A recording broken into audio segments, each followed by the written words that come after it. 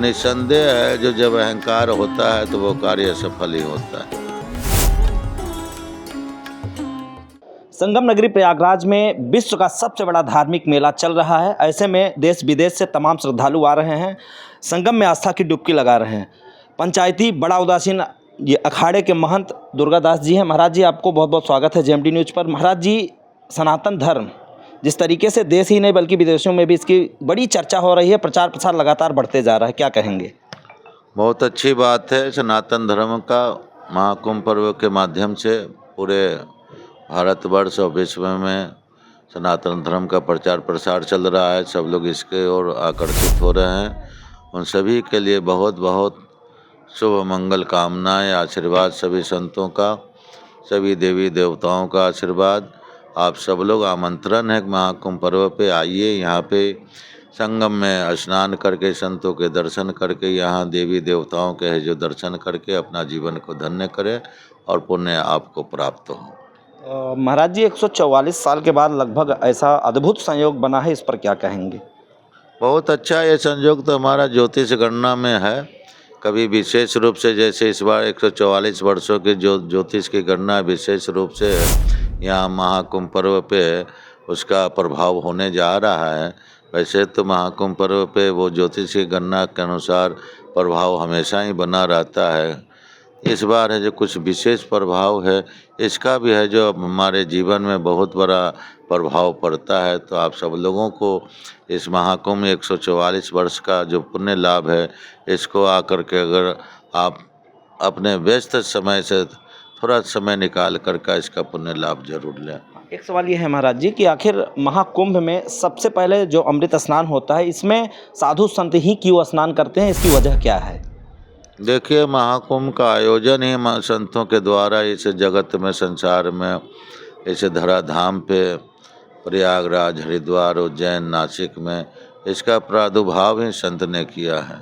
शास्त्रों में जो वर्णित है उसके अनुसार उस ज्योतिष की गणना में महाकुंभ पर्व पे सर्वप्रथम है जो संतों ने यहाँ पे आकर के उसका प्रचार प्रसार और सभी जनता के कल्याण के लिए इस आयोजन का में सबको भागीदारी बनने के लिए मेले का आयोजन किया गया। सब लोग राजा महाराजा के समय से आते रहे, कोई भी शासक रहा है, शासन सत्ता रही है, सब लोगों ने महाकुंभ पर्व पे संतों से आशीर्वाद लिया है और उनके शासन सत्ता में हमेशा सुख समृद्धि रही है, कष्टों का निवारण हुआ है और उनके देश में खुशहाली रही है।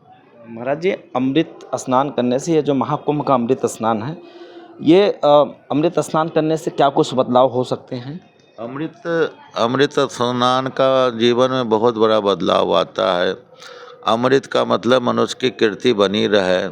इस कीर्ति को बनाने के लिए यहाँ से जो संदेश संतों के द्वारा उनके प्रवचन, कथा, सत्संग के माध्यम से जो उनके जीवन के अंदर अंधकार है वो दूर होता है, तो इसका बहुत बड़ा प्रभाव है। और माँ गंगा, जमुना और सरस्वती का ये जो संगम है, इसमें स्नान करके अपने को एक नई शक्ति ऊर्जा प्राप्त करते हैं।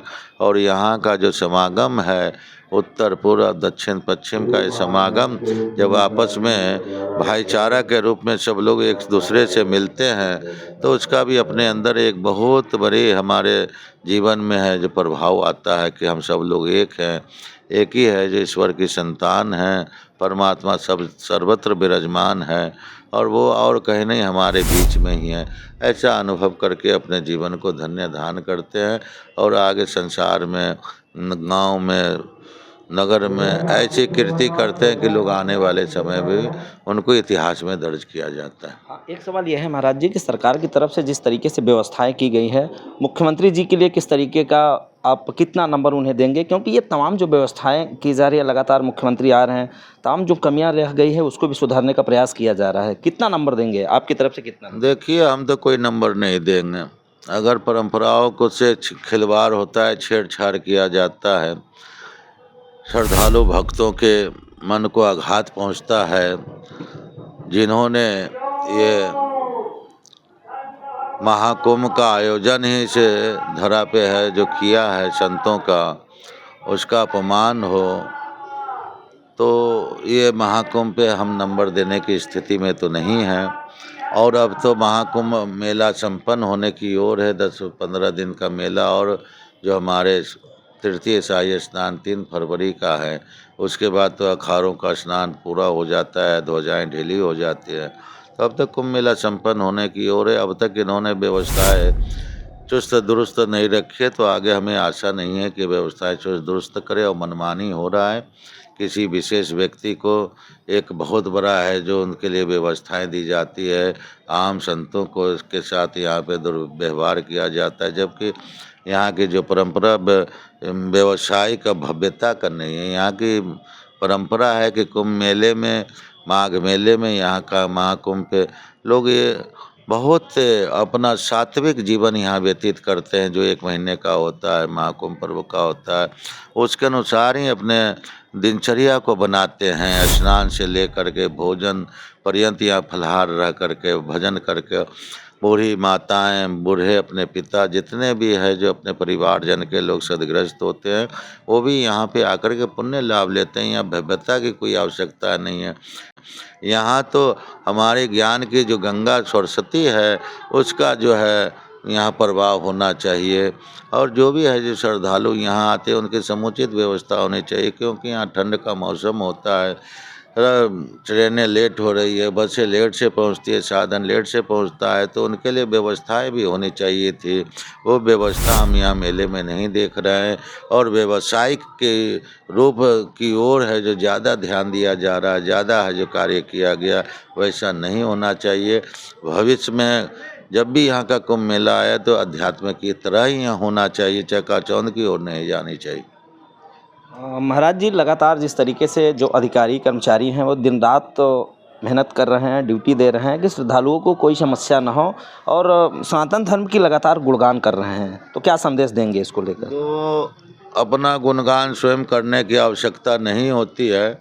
अगर वो दिन रात परिश्रम करते तो आज ऐसी व्यवस्थाएं नहीं होती। वो मनमानी ढंग से और अपने अहंकार के रूप में ले करके है जो इस कार्य को कर रहे हैं, तो निस्संदेह है जो जब अहंकार होता है तो वो कार्य सफल ही होता है। एक सवाल महाराज जी, महाकुंभ में लगातार संत महात्मा जितने हैं वो सनातन बोर्ड की मांग करते हैं, तो इस पर आप क्या कहेंगे, किस तरीके से आप कहना चाहेंगे इसको लेकर? देखिए, सनातन बोर्ड का गठन अखाड़े के द्वारा भी पीछे घोषणा की गई है, तो इसीलिए किया गया कि उसमें कोई भी किसी भी प्रकार से परंपराओं से छेड़खानी न हो, परंपराओं को न खत्म करने का प्रयास हो, और हमारा सनातन है जो पौराणिक व्यवस्थाओं के अनुसार चले, इसमें किसी की है जो हस्तक्षेप न हो, इसके लिए हम सब लोग विचार कर रहे हैं, सभी अखाड़े।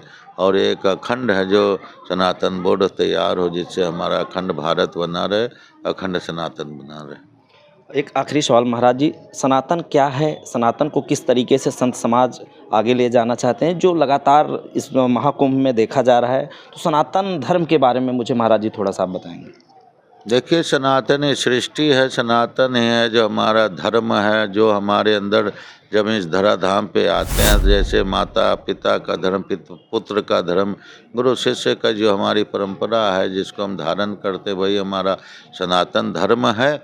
भारत ही हमारा सनातन है, हिंदुस्तान ही हमारा सनातन है, हिंदू ही हमारा सनातन। इसकी व्याख्या करेंगे तो आपको है जो वेद शास्त्र का अध्ययन करते हुए इन सनातन की है जो पुष्टि आपको प्राप्त हो जाएगी, मिल जाएगी।